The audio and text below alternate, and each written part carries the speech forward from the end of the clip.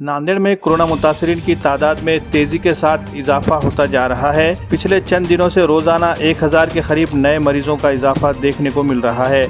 जिला इंतजामिया की जानिब से जारी किए गए आदाद शुमार के मुताबिक पिछले 24 घंटों के दौरान जुमला 4673 अफराद की कोरोना जांच की गई थी। इनमें 927 अफराद की कोरोना जांच रिपोर्ट पॉजिटिव आई है, जबकि 3616 अफराद की जांच रिपोर्ट निगेटिव आई है। इसमें RT-PCR के तहत की गई जांच के जरिए की गई जांच के तहत 401 और एंटीजन टेस्टिंग के तहत 526 अफराद की जांच रिपोर्ट पॉजिटिव आई है। इस तरह नांदेड़ जिले में अब तक कोरोना मुतासरीन की मजमूई तादाद 31,716 हो गई है। इनमें 25,663 कोरोना मुतासरीन मुकम्मल तौर पर सेहतियाब होकर अस्पताल से डिस्चार्ज लेकर घर लौट गए हैं और फिलहाल 5,377 कोरोना मुतासरीन का शहर व जिले की मुख्तलिफ अस्पतालों में इलाज जारी है। इनमें 59 अफराद की हालत नाजुक बनी हुई है, जबकि इलाज के दौरान 9 कोरोना मुतासरीन के फौत होने की भी इत्तला है।